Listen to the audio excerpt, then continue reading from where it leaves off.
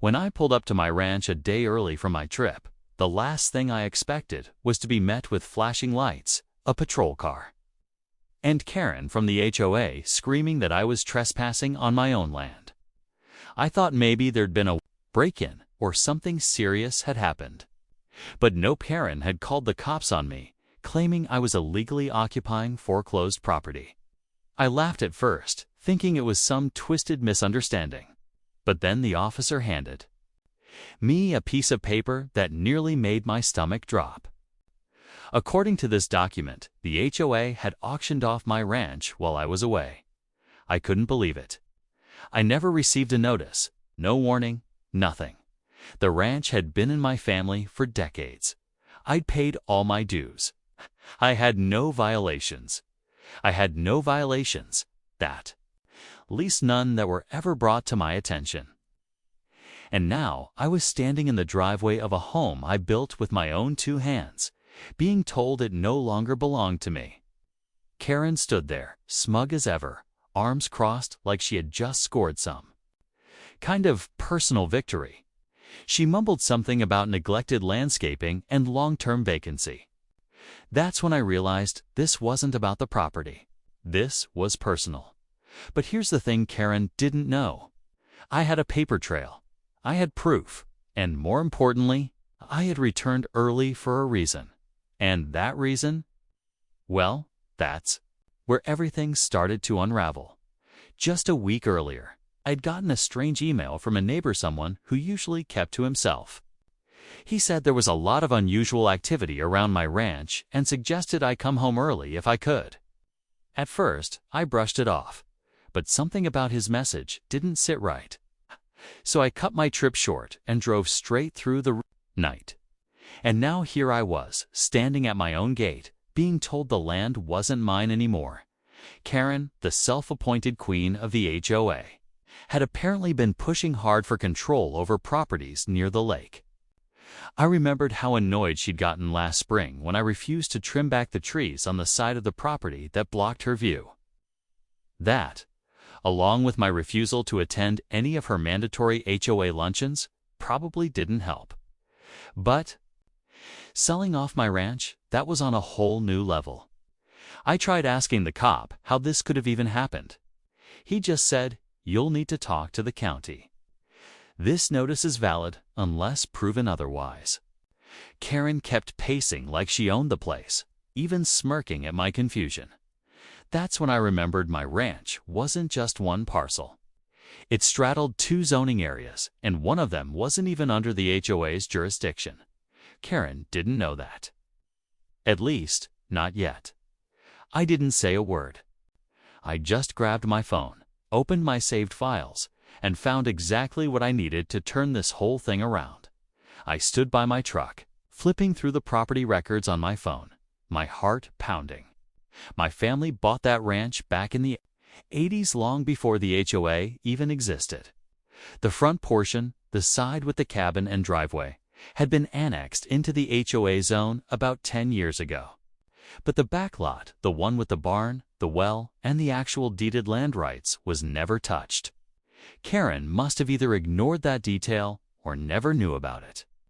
That was her first mistake. I didn't say anything yet. Wanted to know just how deep this went. I asked the officer to see the auction paperwork.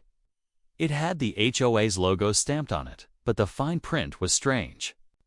There was a section that referenced abandoned status due to prolonged vacancy, citing some obscure HOA clause. But I'd only been gone for 2 weeks and I had security cameras, mail holds, and even livestock being checked on daily by a caretaker. Nothing was abandoned. I texted my neighbor, the one who warned me, and asked if he'd seen anything else. He replied almost instantly. Asterisk, she had people walking the land last weekend. Looked like a survey team. That's when it hit me. Karen wasn't just playing HOA boss. She was planning a takeover. Maybe to extend the HOA boundaries, or worse, sell the land to a developer. I watched her from across the yard.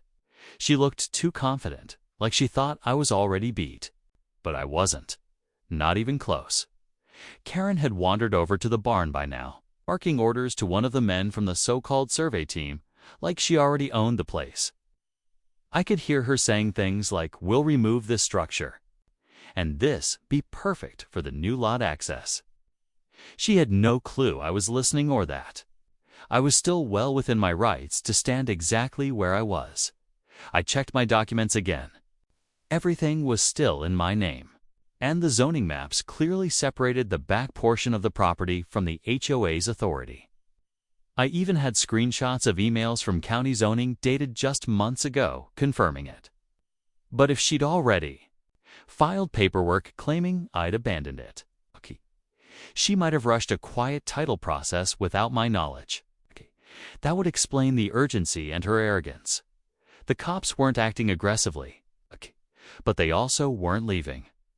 They seemed stuck in the middle, waiting to see if this would escalate. One of them quietly asked me if I had proof of ownership. I told him I did and that I'd be showing it directly to the county office myself. He nodded, but said, "You should do it soon." She's been real persistent lately. That told me all I needed to know. Karen was playing the long game, counting on me not showing up in time, but I had. And now she was about to find out that rushing an auction without reading the fine print can backfire hard. I just needed one final move. Just as I was getting ready to head to the county office with my documents, a black SUV pulled up and parked right outside the gate. A man in a pressed gray suit stepped out, holding a slim leather folder.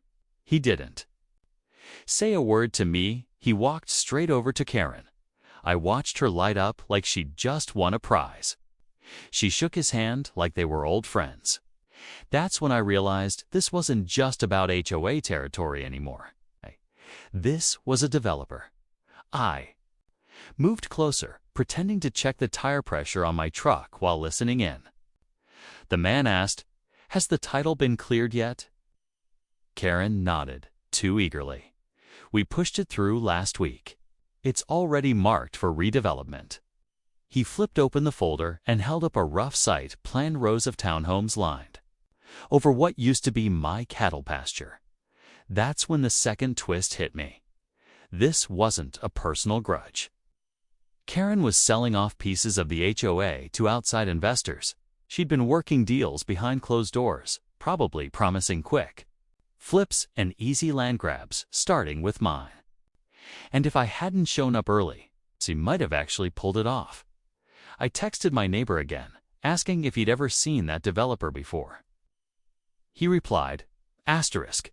That guy's been sniffing around 3 other properties too. You're not the only one." Asterisk. Now, it wasn't just about my ranch. Karen was running a full-scale land flip using HOA loopholes.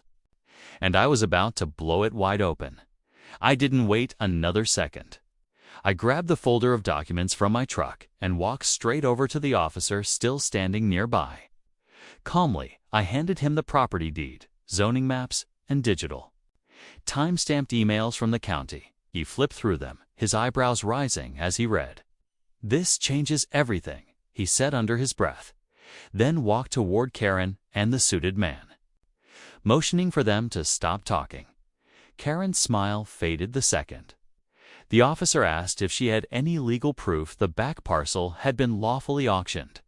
She stuttered something about board approval and assumed abandonment, but couldn't produce a single signed county record. The developer, clearly annoyed, stepped back and quietly closed his folder. That's when I brought out the final piece. An email chain between me and the HOA board president from months earlier, where I had formally notified them of my trip and confirmed that the ranch was still in use. The board had acknowledged it. That email alone shut down every abandonment claim they had. The officer turned back to Karen. "Looks like you overstepped," he said. "Big time," as Karen stood there, frozen. I turned to leave, ready to head to the county and make sure every loophole was closed for good. But just as I opened my truck door, I saw something in the SUV's front seat, a manila envelope with another address labeled "Next Phase." That's when it hit me. This wasn't the only ranch she tried to take. I just happened to be the first one who came back early by the time I left the ranch that evening. Karen had been warned by the deputy that any further attempts to trespass or tamper with my property would lead to formal charges. The developer didn't say a word. He just got in his SUV and drove off without looking back. I filed a report with the county first thing the next morning. And within a week, the auction Karen had pushed through was officially voided. The county clerk confirmed what I already knew: she had no authority to move on that part of my land. I also made sure to reach out to the 3 other property owners my neighbor had mentioned. 2 of them were completely unaware that their properties were even being targeted. Turns out Karen had been sending out warning letters to homeowners, claiming pending violations, trying to pressure them into early sales. Most of it was just smoke-fake deadlines, technicalities, and intimidation. With enough documentation in hand, I helped organize a formal complaint to the HOA board. Karen was removed from her position less than a month later after a vote. Her little real estate power trip came to an abrupt end. The board tried to save face, but the damage had been done. The biggest lesson I walked away with: never assume your property is safe just because you're not there. Keep records. Talk to neighbors. Show up when it matters.